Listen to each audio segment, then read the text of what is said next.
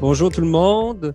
Un peu dans la même ligne que ce que M. Goët a présenté, ce que je vous présente, ou en tout cas, c'est moins avancé au niveau macroéconomique, si on veut, comme Alexandre l'a dit, les recherches du point de vue économique sont surtout microéconomiques sur les questions environnementales et sur les questions d'agriculture, mais il y a vraiment une transition dans la discipline, c'est-à-dire les choses sont en train de changer vers l'importance des enjeux macroéconomiques dans les questions d'environnement du point de vue économique. Puis c'est vrai pour les questions agricoles, mais c'est vrai pour d'autres questions environnementales aussi. Donc, on travaille aussi, disons, beaucoup avec le gouvernement du Québec, puis avec le ministère des Finances du Québec, puis il y a vraiment des intérêts sur les impacts macroéconomiques des politiques environnementales au Québec dans l'agriculture, mais au-delà de l'agriculture aussi, notamment pour les questions de changement climatique.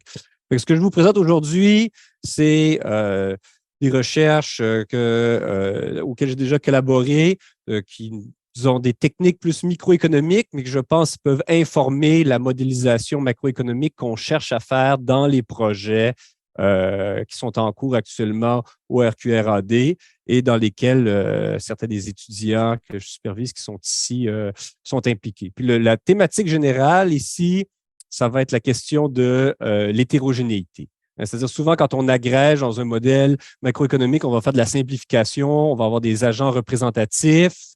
Donc, on va un peu uniformiser les différentes personnes qu'on essaie de représenter dans nos agrégats. Puis, ce que je vais argumenter ici, c'est qu'il y a certaines dimensions où il faut éviter peut-être de trop uniformiser parce que les différences entre les agents sont suffisamment importantes dans ce qui détermine un peu la façon dont ils vont pratiquer l'agriculture. Puis là, cette hétérogénéité, je vais mettre l'accent ici sur préférence temporelle, aversion au risque. Il va y avoir un petit élément aussi de la façon dont on mesure certaines pratiques. Il peut y avoir de l'hétérogénéité aussi. Donc, Marie-Ève nous a déjà parlé du PAD. Elle avait mis les 5 objectifs. Il y a comme 8 indicateurs. Moi, j'ai mis ici un indicateur par objectif, donc 5 des 8 indicateurs. Donc, 500 tonnes de réduction des pesticides vendus à l'horizon 2030, 75 de couverture des sols l'hiver, réduction de 15 des apports en fertilisants azotés, réduction de 15 du phosphore dans les cours d'eau, multiplié par 2 les superficies agricoles aménagées. Donc, tous des objectifs, entre guillemets, vertueux, mais comme Alexandre l'a montré, il y a un instant, il peut y avoir peut-être des arbitrages entre ces objectifs-là. Dans la modélisation qu'ils ont faite, si on se concentrait sur les pesticides, ben, on pouvait entraîner une augmentation des fertilisants parce qu'il y a un changement dans les types de cultures qui sont utilisés. Moi, ce sur quoi je vais mettre l'accent, c'est le rôle un peu de différents profils temporels, différents profils de risque dans différentes pratiques. Okay? Donc, toutes les cultures, toutes les pratiques n'entraînent pas des coûts et des revenus au même moment. Et en particulier, disons, certaines pratiques qui sont plus bénéfiques pour l'environnement vont entraîner des coûts plus tôt et des revenus plus tard. Donc, ce changement dans le profil-là peut ou pas convenir à certains producteurs en fonction de leurs préférences par rapport au timing des coûts et des revenus. Donc, il y a une question de quelle est la nature des pratiques, puis il y a une question de la transition aussi. Des fois, quand ça fait longtemps qu'on est dans la même pratique, on est dans une bonne dynamique où certaines dépenses ont été capitalisées, les bénéfices, peut-être au niveau de la fertilité des sols, par exemple, ont été réalisés, donc on peut en profiter. Mais quand on est avant cette transition-là, ben, on va avoir besoin de considérer peut-être de l'investissement du nouvel équipement, l'apprentissage, de la nouvelle pratique pour qu'elle soit bien adaptée aux conditions particulières de notre exploitation. Donc, ça peut créer des coûts qui sont ponctuels pour des bénéfices qui vont arriver plus tard dans le temps.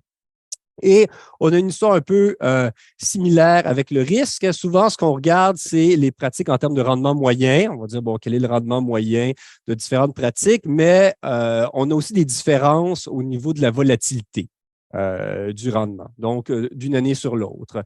Puis, on a aussi des différences au niveau de la volatilité des prix. Donc, une chose qui est simple à considérer, c'est par exemple dans la production biologique, souvent on a une prime de prix qui est très importante. On va avoir une petite pénalité au niveau du rendement, peut-être une plus grande volatilité, mais à ce moment-là, comme notre revenu va dépendre d'un plus petit rendement, la volatilité au niveau du prix peut jouer un plus grand rôle. Puis, donc ça, c'est, disons, ce côté-là du côté des pratiques biologiques. Puis aussi, on a le champ, donc on a la nature intrinsèque de la pratique, puis on a aussi la question de la transition. Donc, c'est toujours ces deux points de vue-là, à la fois au niveau du profil temporel, puis au niveau du risque. On a une question, OK, il y a des différences fondamentales en différentes cultures, différents types de pratiques, puis il y a le fait de passer d'une pratique actuelle à une nouvelle pratique qui peut entraîner des changements. Puis, évidemment, au niveau du risque, on peut avoir la question, comme Marie-Ève l'a mentionné, de la perception. Les gens peuvent penser que la nouvelle pratique est plus risquée parce qu'ils ne l'ont pas expérimenté eux-mêmes, mais il y a aussi une dimension de, si on veut, apprentissage sur le tas. Hein, donc, on va devoir faire la nouvelle pratique. Il va y avoir des erreurs qui vont être commises. On va raffiner la pratique avec le temps. Donc, elle peut être plus risquée dans les premières années où on la fait. Donc, pour s'attaquer à ces deux choses-là, moi, ce que j'ai regardé avec différents groupes d'étudiants et de chercheurs, c'est au niveau des préférences des agriculteurs eux-mêmes. Hein, donc, pour la question du profil temporel, des coûts et des dépenses, ce qu'on va regarder, c'est la patience. À quel point les agriculteurs sont prêts à faire cet arbitrage intertemporel entre des revenus et des dépenses, donc des revenus nets, si vous voulez, à différents moments dans le temps. Hein, donc, évidemment, l'individu impatient va préférer un revenu immédiat, un revenu égal, ajusté pour l'inflation dans le futur. Donc là, c'est sûr qu'actuellement, dans une période avec beaucoup d'inflation, donc je ne veux pas que vous pensiez en ces termes-là, à ces questions-là intertemporelles en termes de changement de la valeur de l'argent. C'est vraiment des revenus égaux, ajustés pour l'inflation, mais qui pourraient se produire à différents moments dans le temps. Donc, ce qu'on va regarder ici, on a utilisé là, des méthodologies qui ont déjà été développées sur la mesure du taux de préférence temporelle. Donc, plus ce taux-là va être élevé, plus l'individu va être impatient. Plus l'individu va exiger qu'un revenu qui est repoussé dans le futur soit plus élevé pour compenser une perte dans le présent. Puis, on a quelque chose de similaire au niveau de l'aversion au risque. Hein, donc, le dégoût d'un individu pour des fluctuations. Hein, on va préférer les profils de revenus, de profits qui vont être constants par rapport à un profil qui serait équivalent en moyenne, mais qui connaîtrait beaucoup de fluctuations. Hein, donc, ici, ce qu'on va utiliser, donc il y a différents coefficients. Celui que je vais vous présenter, c'est le coefficient d'aversion relative au risque. Donc, plus le coefficient va être élevé, plus un individu va être prêt à sacrifier soit du rendement moyen ou du profit moyen pour diminuer les fluctuations de ce revenu, de ce profit à travers le temps. Puis, des fois, selon les contextes, évidemment, les décisions des entreprises ne reflètent pas toujours nécessairement les préférences des individus. Surtout quand on a des grands groupes d'entreprises, des fois, ils vont plus refléter les enjeux au niveau des actionnaires. Mais au Québec, la plupart des exploitations agricoles sont familiales. Donc, la préférence des agriculteurs joue un rôle important dans les décisions qu'ils vont prendre à la ferme. Donc, quelques différentes études sur lesquelles j'ai collaboré. La première chose, donc, vous allez voir là, tout ce que je vais vous montrer ici en termes de chiffres, c'est vraiment les questions de maïs-soya, parce que c'est ça, ces dimensions-là qu'on a travaillé. On a travaillé parfois au Québec, puis parfois aussi avec des collaborateurs au Brésil. Donc, il va y avoir comme ce contraste Québec-Brésil, ces deux-là. Donc, la première étude, PIOVESA en 2019, on regardait vraiment au niveau des préférences des agriculteurs, puis on faisait la distinction entre une production dite conventionnelle, donc qui utilisait des pesticides et des productions biologiques. Donc, on voit qu'au niveau de l'aversion au risque, on avait une aversion au risque plus faible au niveau des agriculteurs biologiques. Puis au niveau de la préférence temporelle, on avait un taux de préférence temporelle aussi plus faible. Qu'est-ce que ça veut dire? C'est que les agriculteurs biologiques sont plus patients et plus tolérants au risque. Puis ça, c'est ce qu'on aurait pu anticiper dès le départ. C'est-à-dire que c'est une pratique qui amène plus de variations potentielles dans le rendement. Donc, quelqu'un qui choisirait ça, idéalement, est plus confortable avec le risque. C'est une pratique, surtout dans la transition, étant donné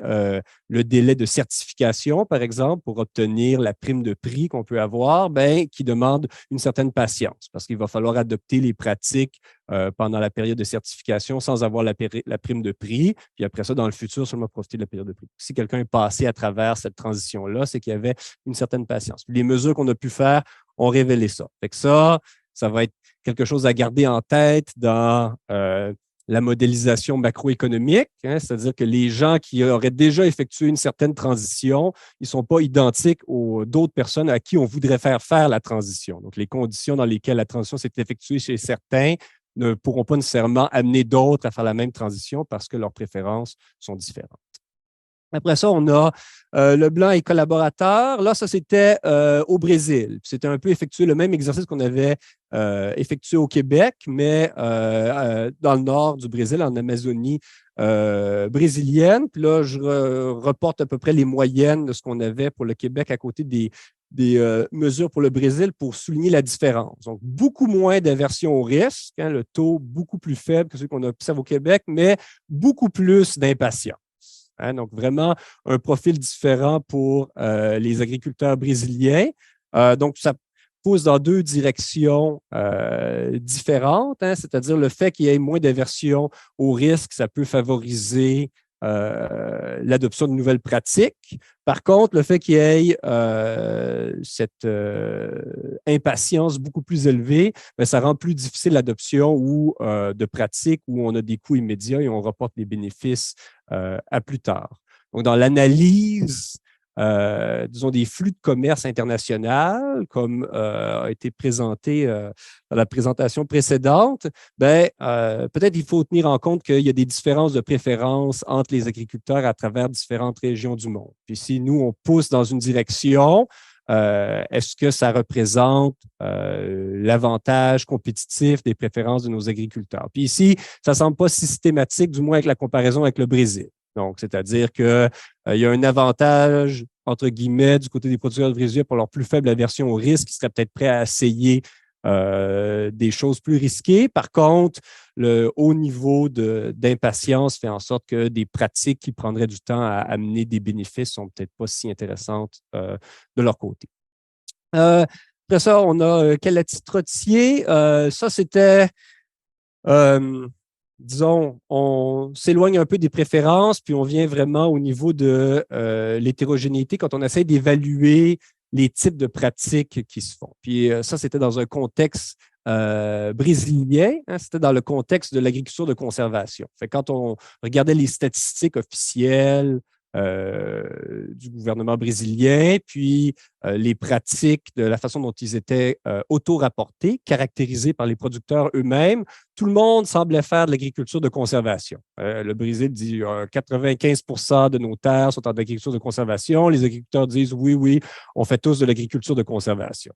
Donc, quand on allait dans le détail de ces choses-là, hein, la seule chose qui représentait, qui était largement répandue, c'était ce travail minimal du sol. Quand on regardait d'autres éléments qui pourraient caractériser l'agriculture de conservation, qui font partie du plan des objectifs du plan d'agriculture durable du Québec, comme la couverture permanente du sol et une rotation à au moins 3 cultures, bien, ça, c'était beaucoup moins répandu. Donc là, dans cette étude-là, mon ancien étudiant, Diego, a développé cet indice qui combinait ces 3 piliers-là pour avoir une idée un peu plus raffinée du degré d'adoption de ces pratiques d'agriculture de conservation. Puis ce que ça nous permettait de voir, c'est qu'il y avait une hétérogénéité intra-brésilienne entre diverses régions du Brésil qu'on ne pouvait pas observer quand on était juste dans la mesure officielle qui était finalement surtout basée sur un travail minimal du sol. Donc ça, c'est quelque chose qui peut être intéressant aussi